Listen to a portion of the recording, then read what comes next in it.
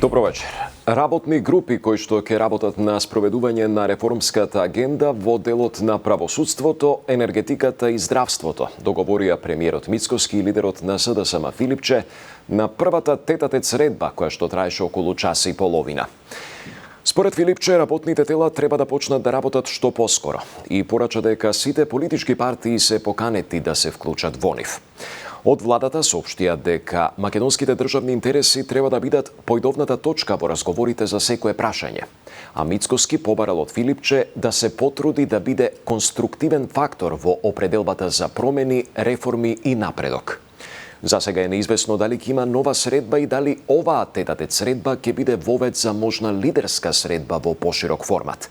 Но Филипче очекува сите партии да седнат на маса за темите од суштинско значење за земјата. Ќе номинирам неколку експерти од областа на правосудството и енергетиката за да се вклучат во изработката на законите кои што се дел од реформската агенда треба да стигнат до собрание. После ова, во следниот период, врз основа на ова што го изработиме како прелиминарен модел на соработка, сите апсолутно политички партии ќе седнат на маса.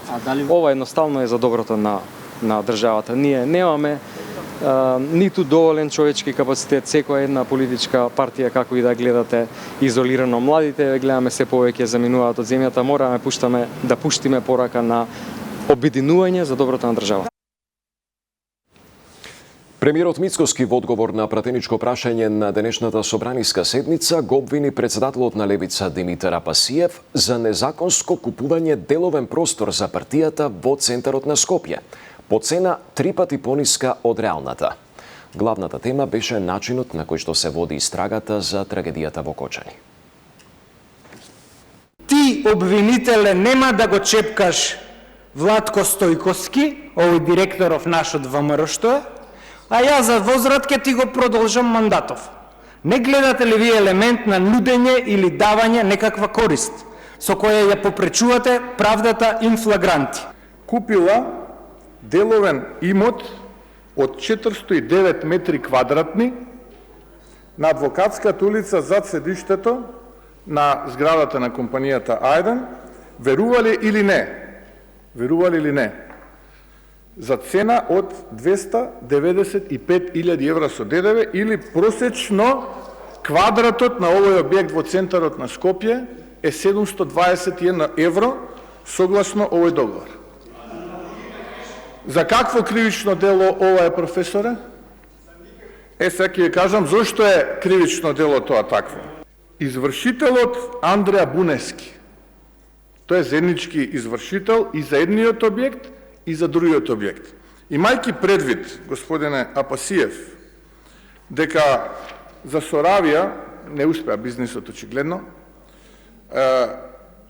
е закажана извршителска продажба јавно надавање на 24 април и истата е процената за 22,4 милиони евра, па си го поставувам прашањето, имам дилема.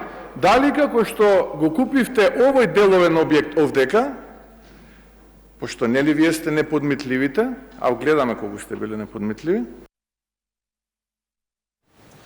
Председателката Гордана Силјановска-Давкова денеска во Софија ги посети повредените од пожарот во Кочани кои се лекуваат во болницата Пирогов. Во Бугарија вкупно се наоѓаат 14 пациенти, од кои 9 се во болницата Пирогов. Сите се екстубирани и оперирани, а кај некои е извршена и трансплантација на кожа. Една пациентка се лекува амбулански со преврски. Тројца се хоспитализирани во воено-медицинскиот центар во Варна во добра општа состојба. Во болницата Свети Ѓорги пак во Пловдив е хоспитализиран еден пациент.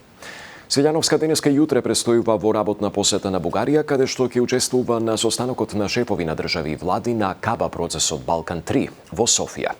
За време на посетата предвидени се и билатерални средби на председателката Силјановска со шефот на бугарската држава Радев и со кралот на Хашемитското кралство Јордан Абдула II. Министерот за надворешни Тимчо Муцунски денеска во Брисел на маргините на состанокот на министрите за надворешни на НАТО остварил кратка, но продуктивна средба со американскиот државен секретар Марко Рубио, соопшти од МНР. Станува збор за нивна прва средба по неодамнешното именување на Рубио на оваа функција. Се согласивме за важноста од натамошно интензивирање на политичкиот диалог на високо ниво. Следуваат многу заеднички иницијативи, напиша министерот Моцунски во своите објави на социјалните мрежи. Повеќе од 2 години, таткото на Васил Јованов, која прегази Фросина на Партизанска, му го давал автомобилот на својот син. Иако немал возачка дозвола и е повеќекратен сторител на сообраќајни прекршоци и кривично дело. Скопското обвинителство поднесе обвинение против Зоран Јованов за предизвикување општа опасност. Кривично дело за кое му се заканува од парична казна до 3 години затвор. Обвинителството утврдило дека Зоран Јованов му го давал автомобилот Peugeot 207 на Васил и покрај тоа што имал едно кривично дело сообраќајна несреќа со полесни последици во 2022-та, сторил 11 сообраќајни прекршоци во 2023-та и 2024-та, меѓу кои возење без возачка или под дејство на алкохол, непочитување на семафори и пешачки премин, како и сообраќајната несреќа со смртни последици од 29 јануари годинава, за која што обвинителството поднесе обвинение пред една недела. Тоа беше се во вечерниот преглед на вестите. Благодарам за вниманието. Пријатно.